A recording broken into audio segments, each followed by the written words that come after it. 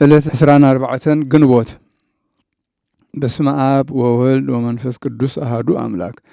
ዕለት 24 ግንቦት በዛ ዕለት እዚኣ ጎይታና ኢየሱስ ክርስቶስ ምስ ስድራኡ ናብ ምድሪ ግብፂ መፀ። ሽዑ ንሱ ወዲ 2 ዓመት ህፃን እዩ። ቅዱስ ወንጌል ከም ዝበሎ መልአክ እግዚአብሔር ንዮሴፍ ብሕልሚ ተራእዮ ተንስእ ነዚ ህፃንን ነዲዩን ሒዝካ ናብ ምድሪ ግብፂ ኪድ ክሳብ ዝነግረካ ከዓ ውፅናሕ በሎ። ጎይታና ኢየሱስ ክርስቶስ ከዓ ምስጋና ንዕኡ ይኹን ናብ ግብፂ መምፅኡ ምእንቲ 2 ግብሪ እዩ።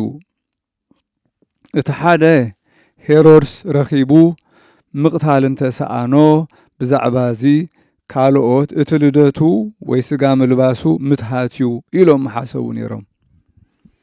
እቲ ካልኣይ ከዓ ሰብ ግብፂ ኣብ ማእከሎም ብዘይ ምምልላሱ ማለት ብዘይ ምርካቡ ፀጉኡ ከይስእኑ ኣብ ምድሪ ግብፂ ብዙሓት ጣዖታት ስለ ዝነበሩ ነቶም ጣዖታት ክፀራርጎም ኢሉ እዩ። ትንቢት ነቢይ ኢሳይያስ እንሆ እግዚአብሔር ኣብ ቅልጡፍ ደመና ተወጢሑ ይመጽእ ኣሎ፣ ጣዖታት ግብፂ ኣብ ቅድሚኡ ራዕራዕ ይብሉ ኣለዉ ኢሉ ዝተነበዮ ምእንቲ ክፍፀም እዩ። ኢሳይያስ 19:1 ጎይታና ብኪነ ጥበቡ ሃደመ፣ ምህዳሙ ግና ብምፍራህ ኣይኮነን ዝሃደመ። ቅድም ዝበፅሓ ዓዲ ምሰዲኡ እግዝእትነ ማርያም ዮሴፍን ሰሎሜን ኮይኖም ስማ በስጣ ትበሃል። ኣይተቐበልዎምን።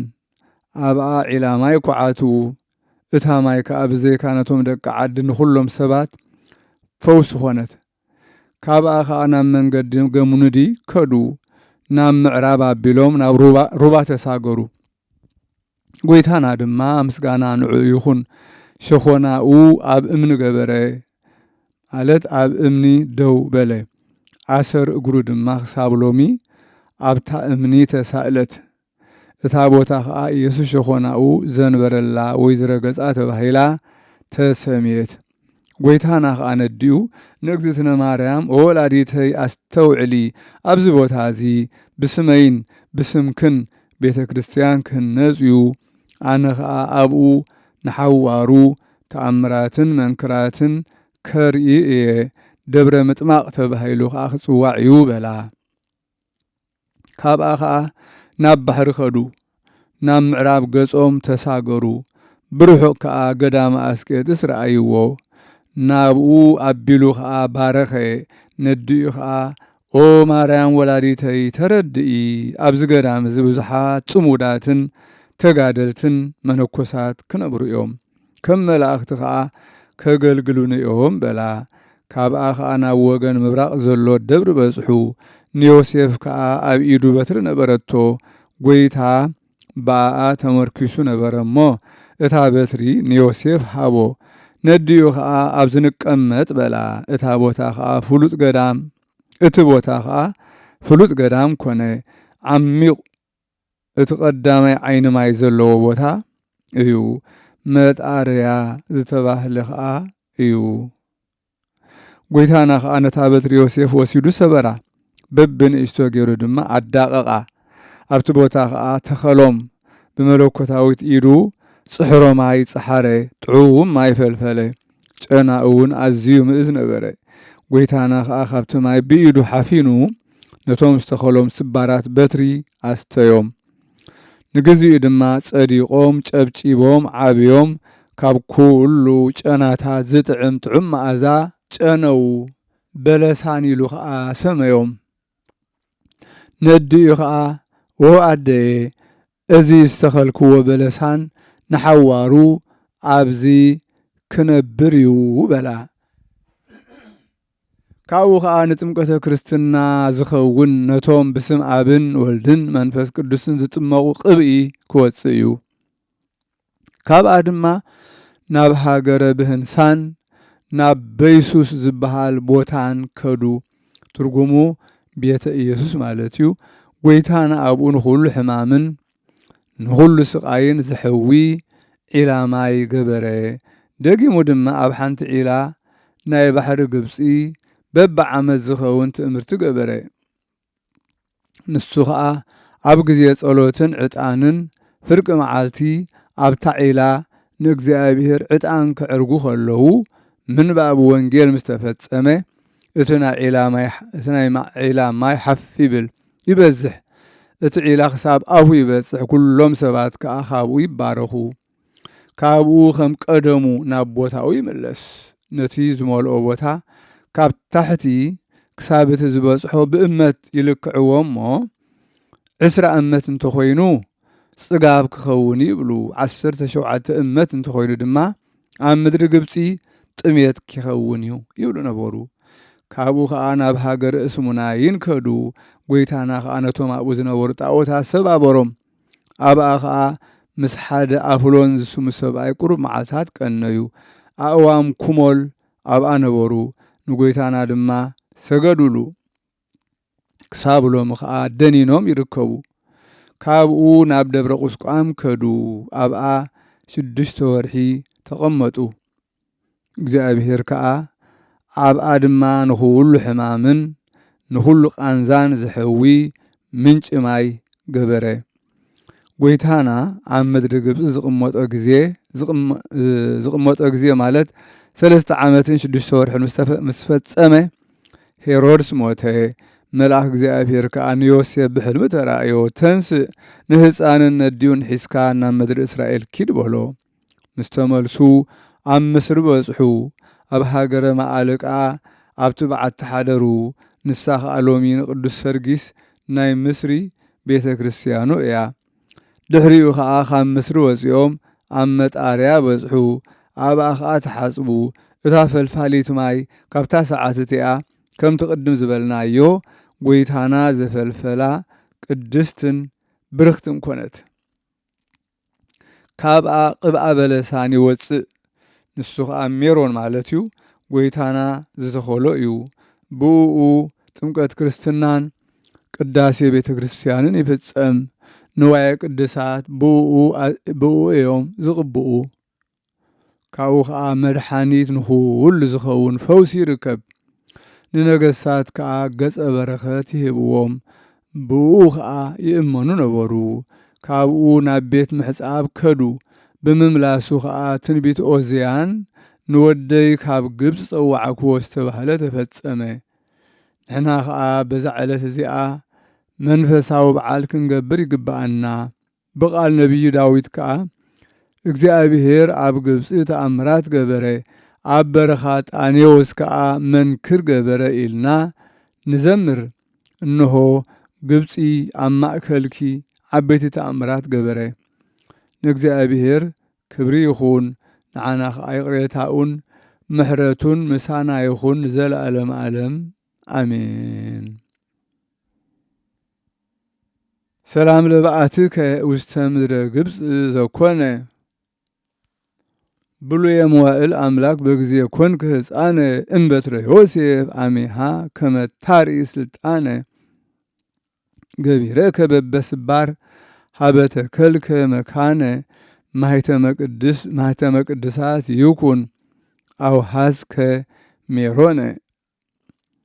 ሰላም ንእትወትካ ናብ ምድሪ ግብፂ ዝኾነ ብሉየ መዋዕል ጥንታዊ ኣምላኽ ኣብ ዝኾንካሉ ሕፃነ ካብ በትሪ ዮሴፍ ሽዑ ንኸተርኢ ስልጣነ በብስባር ጌርካ ናብ ዝተኸልካዮ ቦታ መካነ ማሕተም ቅድስና ክኸውን ኣውሓዝካ ሜሮነ። በዛ ዕለት እዚኣ ነቢይ እንባቆም ሓደ ካብ 12 ንኡሳን ደቂቀ ነቢያት ኣዕረፈ። ሓደ መዓልቲ ነቶም ኣብ ግራቱ እኽሊ ዝዓጽዱ ዝነበሩ ዓጻዶ ክወስድ ኢሉ ብርስን ምስ ኣብሰለ መልኣኽ ተገልጸሉ። እዚ መግቢ እዚ ነቲ ኣብ ሃገር ባቢሎን ኣብ ጉድጓድ ኣናብስ ዘሎ ዳንኤል ውሰደሉ በሎ። እንባቆም ከዓ ጎይታይ ኣነ እቲ ጉድጓድ ኣናብስ ኣይፈልጦን እየ ንባቢሎን እውን ኣይረእኽዋን ኢሉ መለሰሉ። እቲ መልኣኽ ከዓ እቲ መግቢ ሒዝዎ ከሎ ብፀጉሪ ርእሲ ሒዙ ናብ ሃገር ባቢሎን ወሰዶ። እቲ በዓቲ ወይ ድማ እቲ ጉድጓድ ተዓፂዩ ከሎ ናብቲ ዳንኤል ዘለዎ በዓቲ እቶ እቲ መግቢ ከዓ ንነቢይ ዳንኤል ሃቦ መገቦ። ሽዑ ከዓ እቲ መልኣኽ ንእንባቆም ናብ ሃገር ኢየሩሳሌም መለሶ። بعدمي بيقو عبي دك إسرائيل كام مركم استملسو بيت مقدس حانسو انباقوم كأشعون بيت مقدس آتوي بعبي حقوس تقبلوه بيت مقدس شليمهم كأ تنبيتو كسمعو تأكبو